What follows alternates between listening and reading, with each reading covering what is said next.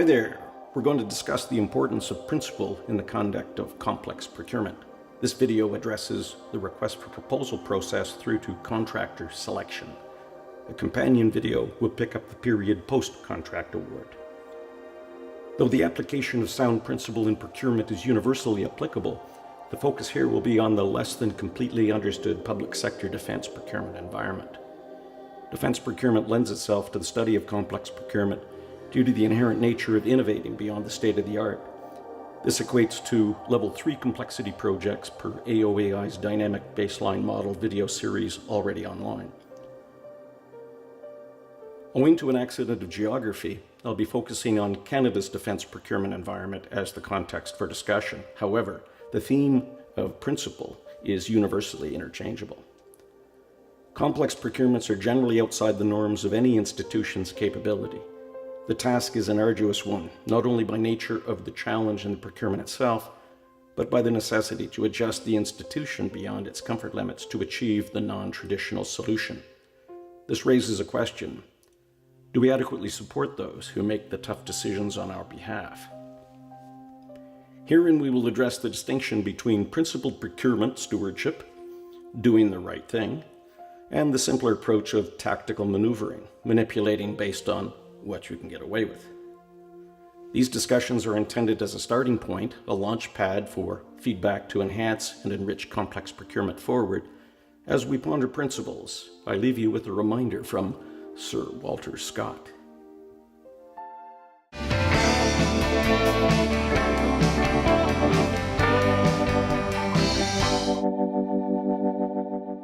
Welcome to the AOAI Complex Procurement presentation. This is the first of a two-part series. Contents herein are objective need definition, objective solution approach, objective RFP development, objective solicitation, objective evaluation, objective authority representation. Wrap up. Now over to your presenter, Mark Seeley. Our mission is to objectively establish the need and request proposals from the marketplace to fulfill that need. We do this on a competitive basis so that we can achieve fair value. But where does this need come from? Can we just go shopping? Well, no. The requirement comes from an approved defense plan. Any acquisitions need point back accordingly. When Canada is unable to meet its approved defense plan, a project is initiated to fill what is referred to as a capability deficiency, or as referred to herein, a gap. Filling the gap entails reducing the need to an RFP specification and requesting industry to provide proposals that respond accordingly. Hence, integrity in procurement starts with integrity in requirement definition. And of course, this subjectivity of definition is intermeshed with collateral government approvals, the integrity of which turns on integrity in the gap filling. Furthermore, the laws of the land underpinning procurement, the Financial Administration Act and the Government Contracts Regulations, require this subjective alignment. Through objectivity in this regard, Treasury Board and the taxpayers of Canada are assured of value based on what the market will bear. Value can be approximated with 3 or more data points. In other words, the system seeks at least 3 square bids enabled by square process, enabled by square requirement. So shopping for neat things is out of the question.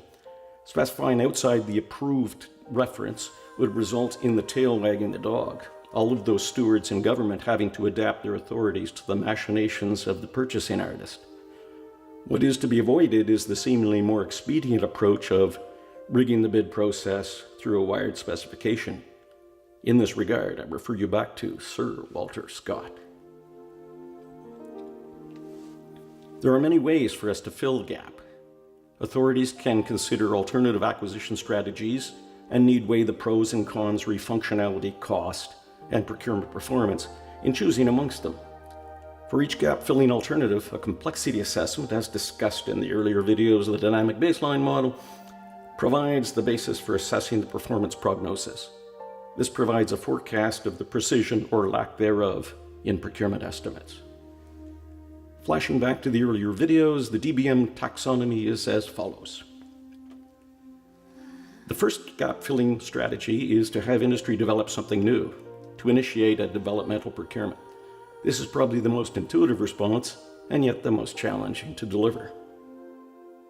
With military superiority hanging in the balance, the developmental approach entails pushing innovation beyond the state of the art. We are into a custom development procurement, a DBM Level 3 with all its attendant performance challenges. We see the familiar pattern of cost overruns for developmentally based contracts as the reality of pioneering and novel engineering pursuit plays out. This begs the question, does the procurement overrun, or was the approval understated? As discussed in the earlier videos, Level 3s follow a speculative trial and error evolutionary prototyping, where it is normal for ideas not to turn out in reality as predicted. Through the systems engineering evolution, there is a learning curve, a discovery of the art of the possible. Through this learning, the art of structured compromise becomes essential to keeping the project moving forward. Price escalation beyond the forecast and degradation of product performance commitments are to be expected. In the end, a solution is forged through iterative decision gates, or alternatively, where the forecast points to the unacceptable, cancellation of the procurement can be the right thing. We tried, we learned, we now know better. For smaller economies, such as Canada's, the notion of pioneering and leading-edge developments for defense need be tempered with budget reality. Military superiority need be tempered to affordable military capability. To avoid the developmental boondoggle, we can consider gap filling by leveraging pre-existing products, military-grade equipment that has been deployed elsewhere by others and is now proven in operation. This strategy is referred to as military off-the-shelf MOTS procurement. In DBM parlance, acquisition of an existing product is a Level 1 rules-based approach. The performance expectation features very high predictability. Basically, the delivery price and schedule expectation is as quoted by the seller. A contract is put in place accordingly, easy peasy. But will it do the job? A third approach to gap filling is going down the middle with an approach referred to as modified MOTS. Here the solution entails an adaptation of the pre-existing proven products to within readily configurable parameters of adjustment. This enables a degree of Canadianization. Such a procurement is a DBM Level 2 methods-based approach featuring performance expectation within a tolerance of roughly 20%. Unfortunately, adjusting an existing concept to something it was never intended to be has its limits. Once beyond configuration adjustment, each marginal percentage of Canadianization exponentially compounds the risk. Excessive Canadianization tends to lead the procurement down a slippery slope toward impracticality and failure. Here I refer you back to Sir Walter Scott. It should be noted, the Treasury Board policy on project complexity and risk assessment underpins Treasury Board's project authority delegations and is the basis for solution streaming at Canada's Public Services and Procurement Canada, Canada's contracting authority for complex procurements. Whereas the DBM that informed the TB policy is a 5-level model geared to the complexity side of the equation, Treasury Board incorporated the risk component in the PCRA policy to establish an all-encompassing taxonomy, and with that, a different nomenclature than I'm using herein. I'll stick with the DBM due to its simpler messaging. However, the TB policy is an effective result. Once the procurement strategy has been established, the government then relies on broad interest in industry to fulfill its mandate of securing competitive proposals. This benefits government with the provision of various offers that then ensure value for the taxpayer based on sound competition. Getting back to principle, industry responding to the request for proposals from government rely on a covenant of trust. For industry, the meter is running. The bid process is an investment in a promise of integrity. Hence, when Canada messages fair, open, and transparent, this is more than just a play to the media. It is a condition of the industry's agreement to participate. I'll touch briefly on principled conduct in the formulation of 4 RFP components: the RFP instructions, the draft contract, the technical requirement, and the evaluation framework. Being sensitive to the financial burden for industry, we firstly recognize that an extensive RFP ask is likely to diminish the gene pool. In the end, it may frustrate the process. The RFP instructions should be focused on acquiring a response from bidders that is sufficient for making an informed choice amongst them. The intent ought not to be for an ulterior purpose of amassing a pool of information, free conveyance of intellectual property, seeking unpaid engineering work, and the like. In this regard, I refer you back to Sir Walter Scott.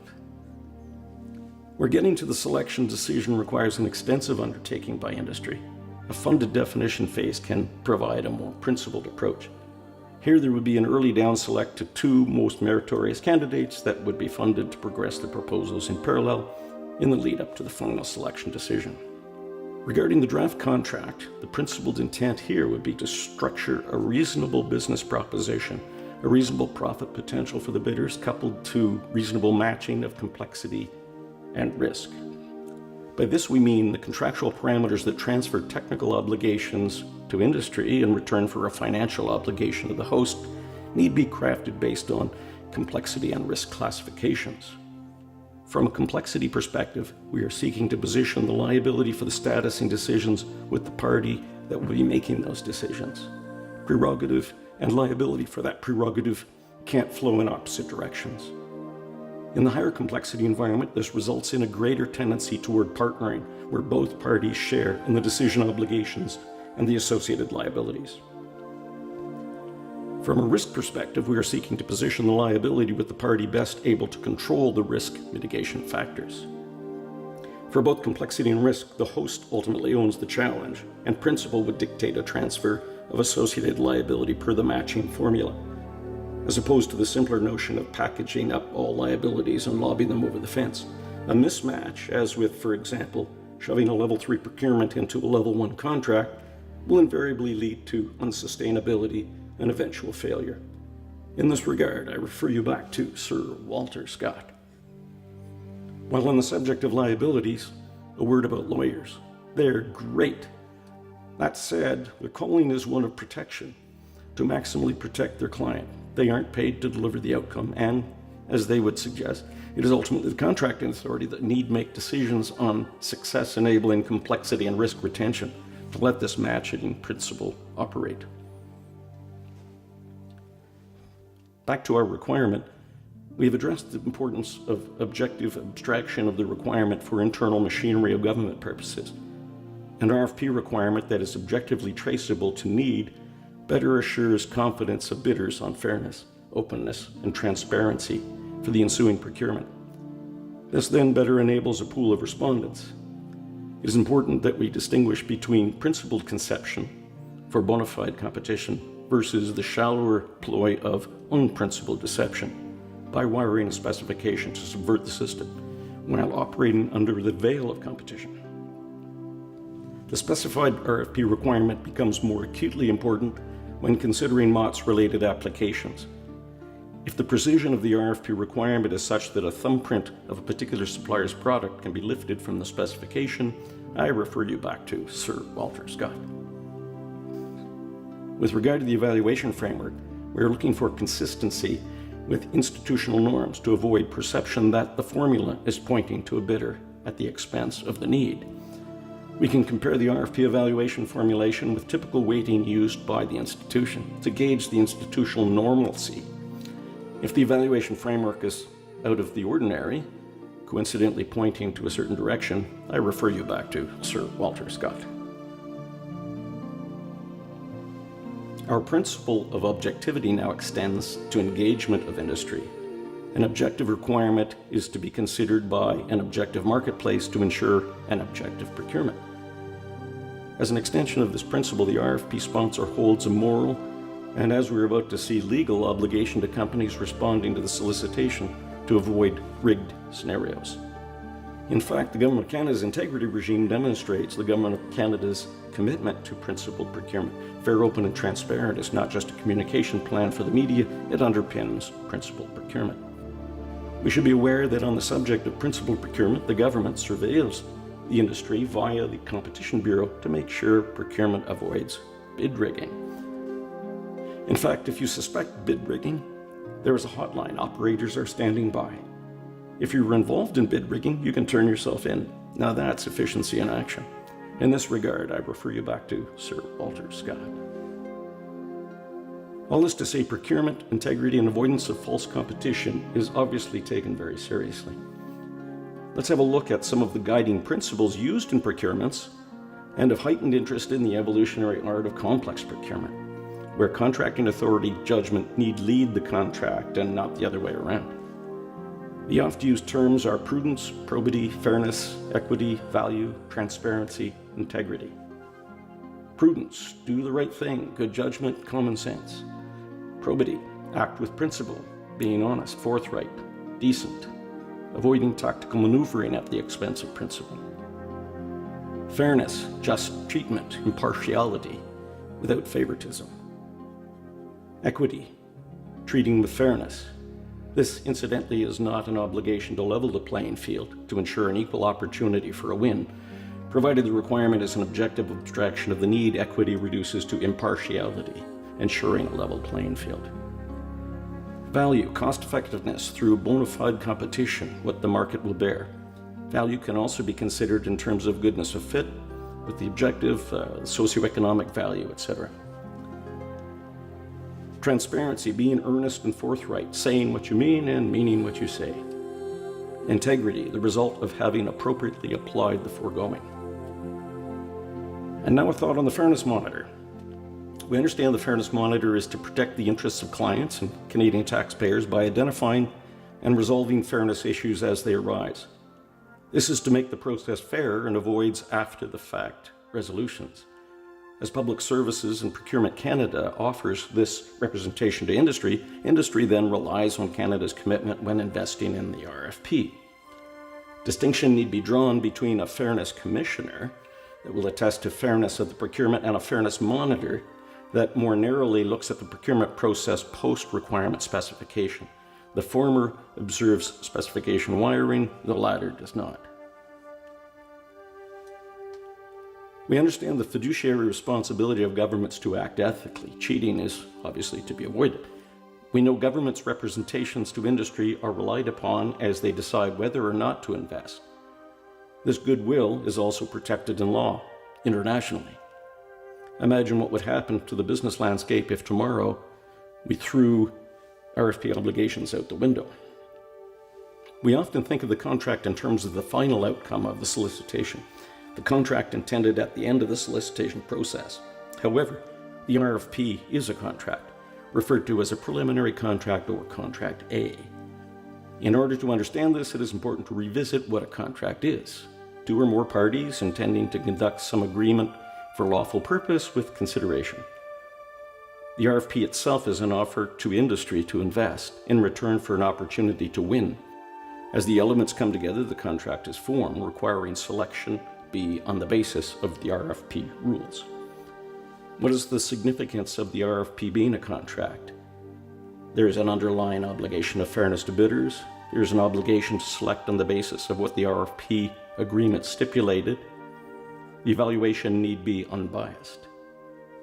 The foregoing is protected in contract law. Violation of the law opens the host's exposure beyond mere injury to reputation to the potential for litigation.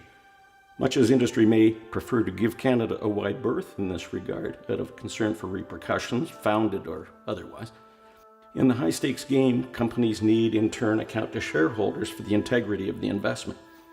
Often enough, a court of law is required to sort things out where an RFP contract is violated.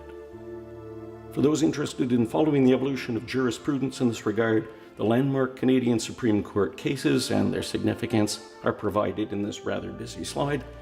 Unfortunately, as I motor forward, I will be treating decades of sage judicial learning as a mere speed bump in this presentation. Suffice it to say, selection is to be a matter of evaluation, not steering. The rules are the rules. The Fairness Monitor provides greater assurance of adherence to the selection procedure outlined in the RFP contract. As discussed earlier, the Fairness Monitor will not provide opinion on any greater concern for fairness, such as with, for example, a wired specification that covertly places a procurement at a supplier's doorstep.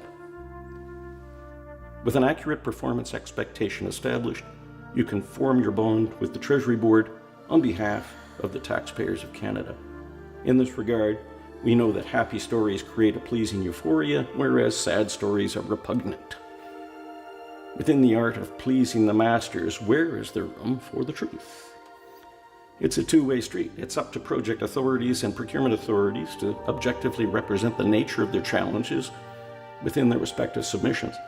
It is, of course, up to Treasury Board to listen. A way to ensure a meeting of minds here is simply to reflect the earlier established complexity classification in submissions. Regardless of elaborate wording to the contrary, the performance expectation will be noted by the number. Unproven developmental prospects are DBM level 3 and carry a high degree of uncertainty. A very low performance expectation re being able to deliver the concept as proposed. Proven modified MOTS are at DBM level 2 carrying the 20% hedge on delivery of concept addressed earlier. Vanilla MOTS applications are level 1 corresponding to a high precision on an outcome as forecasted. Alternative approaches to filling the gap and their associated complexity classification can form important context for consideration by Treasury Board. To borrow from an oft-used expression by one former Treasury Board analyst, we need avoid stuffing 10 pounds of potatoes into a 5-pound bag. Procurement authority granted on the basis of being a developmental prospect with precise performance expectation is both euphorically inspiring and unrealistic. An instruction to achieve the unachievable. In this regard, I refer you back to Sir Walter Scott. So we address the myriad of interwoven obligations that require stewards of procurement to adhere to sound principle, to state the need objectively, to solicit a subjective need objectively, and to evaluate objectively. We address the need to tailor the RFP to ensure complexity matching with the DBM level that applies, and to ensure the terms and conditions of the draft contract optimize outcomes, positioning obligations fairly with the party best able to manage them.